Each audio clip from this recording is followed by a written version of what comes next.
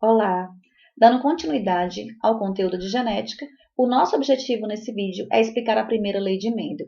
Então vamos lá, prestem bastante atenção.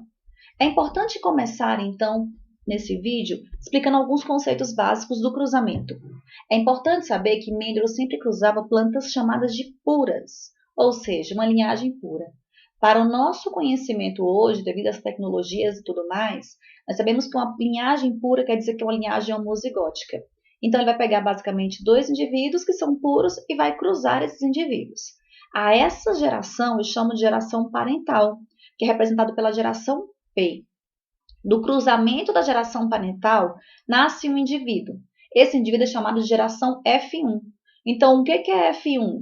É o descendente ou os descendentes de uma linhagem pura. E se esses indivíduos, por exemplo, do parental, forem puros diferentes, exemplo, a ervilha amarela e a ervilha verde, eu vou dizer que todo mundo do F1 nasce então de uma geração que vai ser uma geração híbrida, que é a mesma coisa que heterozigoto. E a partir de F1 eu vou fazer autofecundação. Então eu vou cruzar F1 com F1 várias vezes. O que surge desse cruzamento é chamado de F2. Do cruzamento de F2, F3 e assim por diante. Essa nomenclatura ela é bem importante para vocês, tá? Importante saber, gente. Então, Mendel fazia o seguinte: ele pegava duas ervilhas de cores extremas. Ele cruzava uma ervilha verde e uma ervilha amarela. Só para entender, aqui está representada a ervilha verde como sendo Vzinho, Vzinho, e a amarela sendo Vzão, Vzão. Isso acontece porque eu sempre vou utilizar a letra do recessivo, exceto quando a questão já me der, por exemplo, as letras. Vamos supor que uma questão aleatória me utiliza assim, ó, utiliza a letra A e a letra B. Eu vou seguir o modelo da questão. Mas se ela não me der, eu vou pegar a característica recessiva e assim vou utilizar essa como base. Por que o V? Porque é uma planta recessiva, essa característica recessiva é o verde, não o amarelo.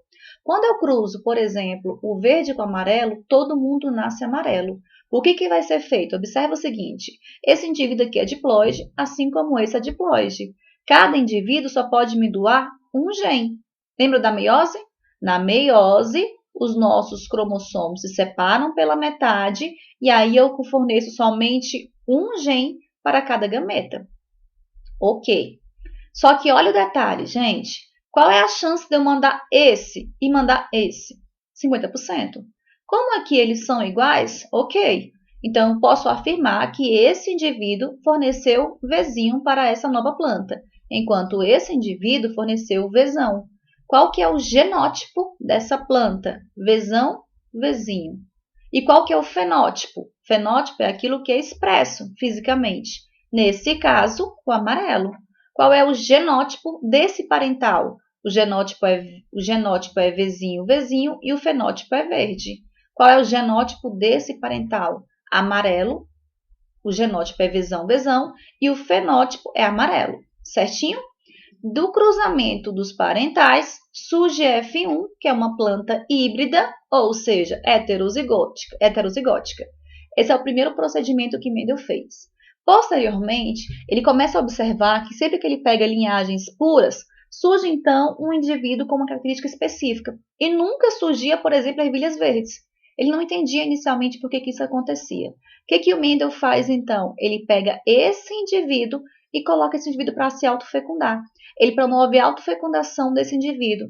E quando isso acontece, a estrutura começa a mudar então. A partir de agora, começa então a surgir indivíduos amarelos e também indivíduos verdes. O que Mendel faz? Ele pega esse indivíduo e vai autofecundar com ele mesmo. Quando eu tenho isso, então, eu tenho um indivíduo amarelo com outro indivíduo amarelo, que não é puro, porque foi o indivíduo F1, e vou ter, então, o cruzamento dele. O que eu faço? A chance de mandar esse Vzão ou esse Vzinho é a mesma, 50%. O que eu vou fazer aqui agora é uma probabilidade de como vão nascer os filhos. Então, para cada cruzamento, eu vou ter um descendente.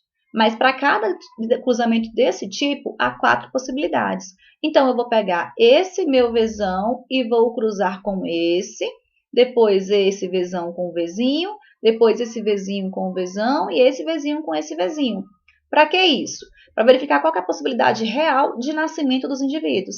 Então, a primeira possibilidade é Vzão com Vzão surge um indivíduo, que vai ser Vzão, Vzão. Próximo cruzamento, Vzão com Vzinho, surge outra possibilidade, que é Vzão, Vzinho. Próximo cruzamento, Vzinho com Vzão, surge outro cruzamento. Vocês viram que aqui vem primeiro o Vzinho?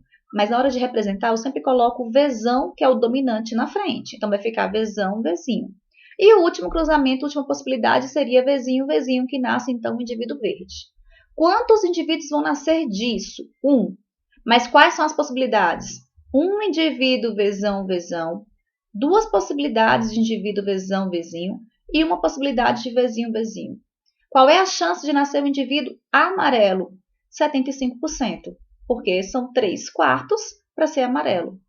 Qual é a chance de nascer um indivíduo verde? 1/4 ou 25%.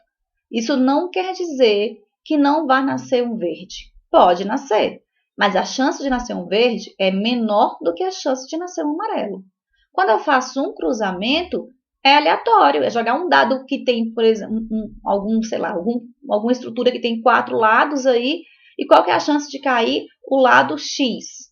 É aleatório. Então, é importante saber isso, tá? A probabilidade é muito maior de cair o amarelo, porque são 3/4 de amarelo. Continuando, gente. Mendel consegue, então, comprovar a sua característica por conta da matemática. A matemática foi uma grande aliada para o experimento de Mendel.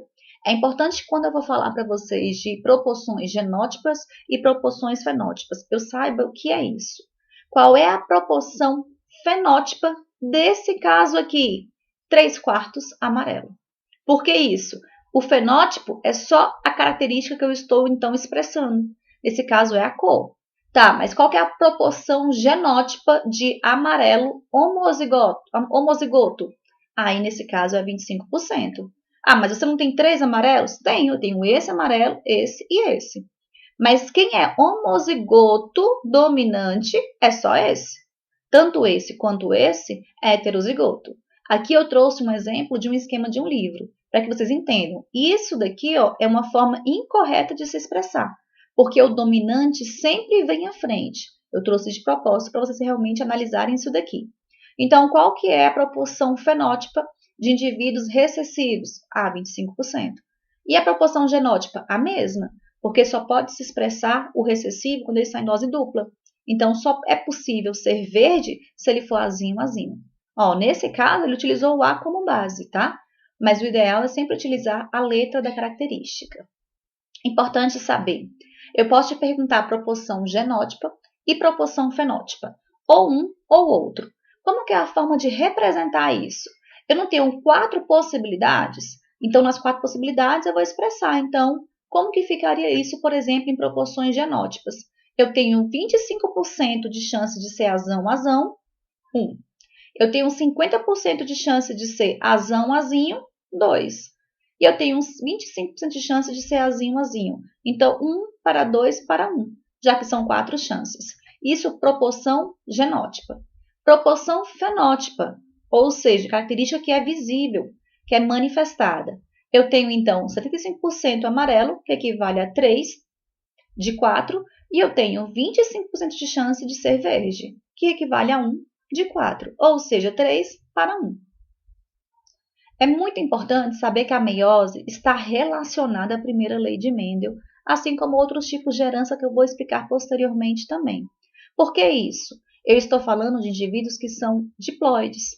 Isso quer dizer que para cada característica existe pelo menos 2 genes. E esses 2 genes, então, vão se separar durante a meiose. Porque se eu tenho um cromossomo, se eu tenho, por exemplo, nas minhas células, 46 cromossomos, eles são diploides, isso quer dizer que eu tenho 23 de cada um.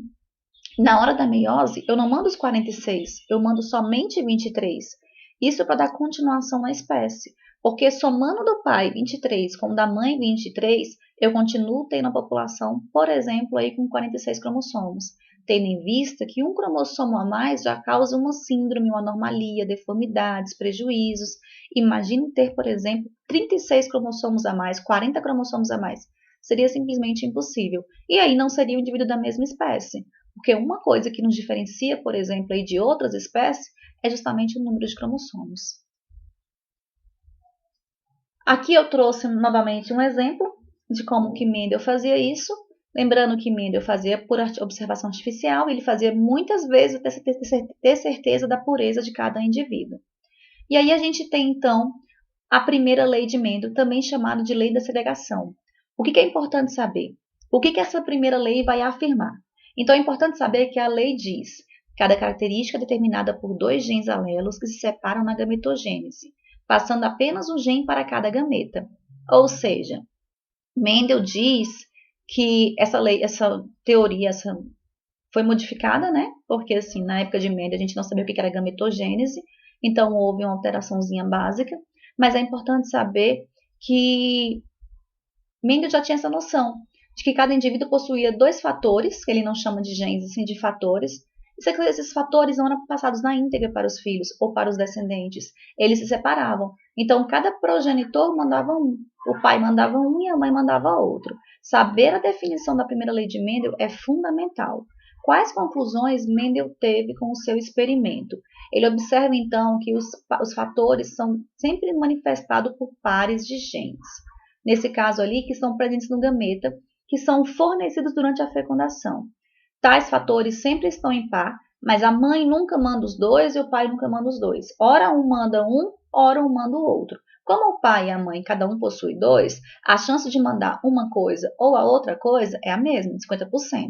Quando esses 2 fatores se juntam e se manifestam, aquilo que é dominante sempre vai se expressar quando o indivíduo for heterozigoto.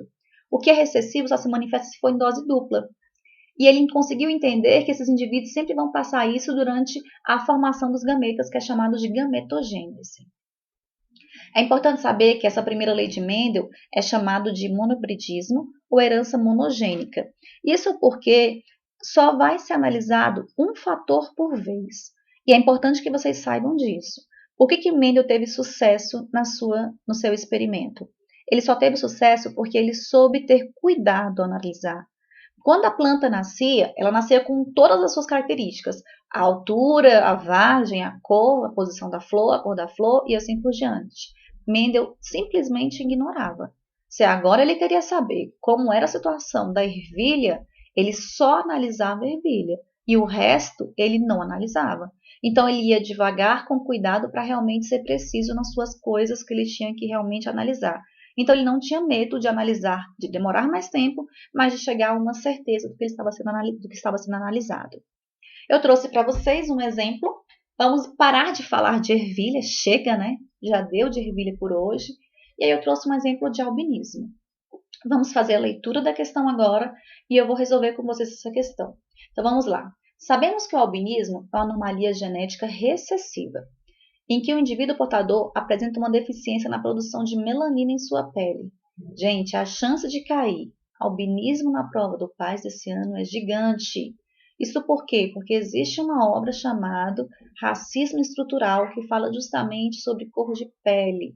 E aí eu posso, por exemplo, trazer essa questão de um negro albino e assim por diante, que eu vou aprofundar com vocês um pouco mais à frente. Se um rapaz albino se casa com uma menina que produz melanina normalmente, porém que possui mãe albina, qual é a probabilidade de o filho desse casal nascer albino?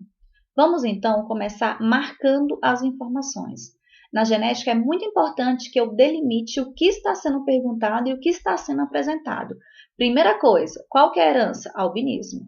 O que o texto já me traz? Que é uma herança recessiva. Ou seja, eu tenho que saber que todo mundo que for albino vai ser azinho, azinho. Próxima informação importantíssima. O indivíduo é portador de deficiência da produção da melanina. Quer dizer que o indivíduo, então, é albino? Então, esse rapazinho aqui, ó, ele é albino. Se ele é albino, já coloca o genótipo dele. O fenótipo é ser albino e o genótipo, azinho, azinho. Beleza, próximo passo. Ele se casa com a menina que produz melanina normalmente. Então, essa menina não é albina. Agora vem a situação. Essa menina, ela é azão, azão e ela é homozigota? Ou essa menina é azão, azinho e heterozigota? Aí vem a complicação. Eu tenho que continuar lendo o texto para saber como que essa menina é. Porque, por enquanto, eu coloco azão, traço. Porque, teoricamente, não me importaria se ela é homozigótica ou heterozigótica. Porque eu sei que ela não é albina. Mas para saber a descendência desse casal, aí eu tenho que saber. Por exemplo, eu posso afirmar que todo mundo do 23 é normal para melanina. Então, todo mundo é azão traço. Só que para fazer o cruzamento eu tenho que saber. Mas logo à frente eu tenho uma informação. Olha a situação. Porém que possui a mãe albina. Se essa mulher que deu origem a essa filha albina, como que é o genótipo dela? Azinho, azinho. Beleza, essa menina já é normal para melanina. Então ela vai ter um azão. Então possivelmente esse azão veio do pai. Então eu posso afirmar que essa menina é heterozigótica. Por que isso? Porque ela é filha de uma mulher albina. Então eu posso afirmar que ela é azão, azinho. Tranquilo? Quem tiver dúvida, recorre lá ao fórum, que aí eu retomo com vocês, faço mais atividade e assim por diante. Agora a hora do cruzamento. Eu tenho então os indivíduos aqui e vou cruzar esses indivíduos. O que que eu faço? Eu vou fazer meio que um chuveirinho, vou cruzar esse com esse, depois esse com esse e esse com esse. Para cada filho, existem 4 possibilidades. Vamos a elas?